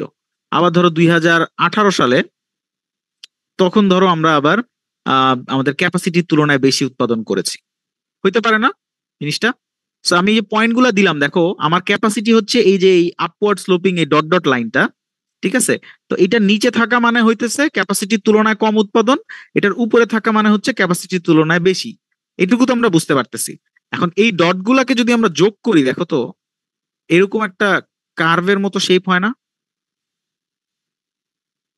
তাই না? আচ্ছা, তাহলে এই যে লাইনটা আমি ড্র করলাম, এই লাইনটা হইতেছে আমাদের অ্যাকচুয়াল প্রোডাকশন। ঠিক আছে, এটা হচ্ছে অ্যাকচুয়াল। ওকে, এইটা ওই বছরে, ওই নির্দিষ্ট বছরের অ্যাকচুয়াল কত বিলিয়ন ডলার আমরা উৎপাদন করতে পারছি সেই ডেটাটা হচ্ছে এই লাইন দিয়ে, ফ্লাকচুয়েটিং লাইন দিয়ে বোঝা যায়। আর এই যে এই লাইনটা যেটা স্ট্রেট লাইন, এটা হচ্ছে আমার পোটেনশিয়াল। ঠিক আছে, এটা হচ্ছে ধরো পোটেনশিয়াল বা ক্যাপাসিটি, এটাকে পি বা সি দিয়ে লিখলাম। পোটেনশিয়াল হইতে পারে, ক্যাপাসিটি লিখতে পারো উৎপাদন সক্ষমতা। সো কখনো উৎপাদন সক্ষমতার চাইতে বেশি উৎপাদন, কখনো কম, অর্থাৎ অ্যাকচুয়াল প্রোডাকশনটা এরকম একটা ফ্লাকচুয়েটিং লাইন হয়। সো সামটাইমস আমরা বেশি উৎপাদন করি, সো এখানে একটা পজিটিভ গ্যাপ তৈরি হয়। সামটাইমস আমরা কম উৎপাদন করি, তখন একটা নেগেটিভ গ্যাপ তৈরি হয়। ঠিক আছে, এবার আসলে আমি গ্রাফেই দেখাই। সো যখন এই যে আমরা ক্যাপাসিটির তুলনায় বেশি উৎপাদন করতেছি, এটা হচ্ছে একটা পজিটিভ আউটপুট গ্যাপ। যখন আমরা কম উৎপাদন করতেছি, এটা হচ্ছে নেগেটিভ আউটপুট গ্যাপ, অর্থাৎ ক্যাপাসিটির তুলনায় কম উৎপাদন করতেছি। যখন কম উৎপাদন করা শুরু করছি, ধরো এই যে আস্তে আস্তে আমাদের রিয়েল জিডিপি ফল করতেছে, অ্যাকচুয়াল রিয়েল জিডিপি কমে যাইতেছে, তো এই অবস্থাটাকে আমরা বলতেছি রিসেশন। একটু আগে রিসেশনের সংজ্ঞা বলছি না, যে রিয়েল জিডিপি কমতে থাকলে কি হবে? মন্দা হবে। এবং মজার বিষয় হচ্ছে যখন রিয়েল জিডিপি ফল করে, উৎপাদন কমতে থাকে, তখন মানুষের আয়ের ক্ষেত্র কমে আসে, তখন আনএমপ্লয়মেন্ট রেটটা বাড়ে। তো এই রিয়েল জিডিপি ফল করার সাথে সাথে তুমি বুঝতে পারবা ইকোনমিতে মন্দা হচ্ছে। আবার যখন ধীরে ধীরে রিয়েল জিডিপি বা প্রোডাকশন বাড়তে শুরু করে, প্রোডাকশন বাড়তে থাকে, এটা তখন হচ্ছে এক্সপ্যানশন। এই দেখো ধীরে ধীরে উপরের দিকে উঠতেছে, এটা হচ্ছে এক্সপ্যানশন। সো আমরা যদি একটা ট্রেন্ড অ্যানালাইসিস করি, যে এই যে এক্সপ্যানশনটা বাড়তে বাড়তে একটা মানে পিকে পৌঁছায়, চূড়ায় পৌঁছায়। ওকে, আবার সামটাইমস যখন মন্দা হয়, মন্দা ফল করতে করতে তখন একটা ট্রাফের মধ্যে পড়ে যায়, মানে একটা খাদের মধ্যে চলে আসে, মানে একদম লোয়েস্ট একটা পয়েন্টে। সো ইকোনমি এরকম একটা ট্রাফের মধ্যে আসছে, আবার আস্তে আস্তে ধীরে ধীরে গ্রো করতে করতে একটা পিকে যায়, আবার ফল করে ট্রাফে আসে। সো অ্যাকচুয়াল প্রোডাকশন এভাবে ফ্লাকচুয়েটিং হয়, বাট এতটা স্মুথলি যে এটা ফ্লাকচুয়েট করে তাও না। আমরা যদি রিয়েল প্রোডাকশন দেখি, তাহলে অনেকটা মানে এরকম হাবিজাবি, এরকম অনেক উল্টা পাল্টা ফ্লাকচুয়েশন হয়। বাস্তবে এরকম ফ্লাকচুয়েশনটা এত স্মুথ হয় না, সাইন কার্ভের মতো সুন্দর হয় না। ওকে, সো এই যে গ্রাফটা, এটার একটা সুন্দর নাম আছে, নামটা হচ্ছে business cycle, ফ্লাকচুয়েশনস in the economy. এখানে টাইমটা কি 1 বছরের নাকি আরেকটু বেশি? না স্যার, টাইমটা অনেক লম্বা, এটা ধরেন 50 বছর। আচ্ছা, এটা 50 বছরের টাইমলাইন। সাইন কার্ভ হবে সব সময়? না স্যার, সাইন কার্ভ হবেই না, এটাই বলতেছি। যে এখানে আমি বুঝানোর খাতিরে একটা সাইন কার্ভের মতো একে দেখাইলাম, যে মানে এখান থেকে বুঝার বিষয়টা হলো ইকোনমিতে এক্সপেনশন হয়, আবার রিসেশন হয়, আবার এক্সপেনশন হয়, আবার রিসেশন হয়, কখনো পজিটিভ আউটপুট হয়, কখনো নেগেটিভ আউটপুট গ্যাপ হয়, বাট এটা এত রেগুলারলি ফ্লাকচুয়েশন হয় না। ফ্লাকচুয়েশনটা এই যে আমি যে আঁকতেছি দেখেন, এই যে এরকম ইরেগুলার, ইরেগুলার মানে উল্টাপাল্টা, ঠিক আছে? বা কখনো অনেক স্ট্যাগনেট, কখনো কখনো অনেক লম্বা সময় ধরে সোজাই যাইতে থাকে, মানে এটার কোনো ঠিক নাই, ঠিক আছে? ইরেগুলার একটা ফ্লাকচুয়েশন হয়। এবার আসেন এই গ্রাফের 3টা বৈশিষ্ট্য বলে আমি শেষ করব। প্রথমটা হচ্ছে এই যে economic fluctuations are irregular and unpredictable, অর্থাৎ মন্দা হওয়াটা এবং এক্সপেনশন হওয়াটা খুব ইরেগুলারলি হয়, মানে কখন, মানে এটা 2-3 বছর পর পরও হইতে পারে, 8-10 বছর পর পরও হইতে পারে, 6 মাস পর পরও হইতে পারে।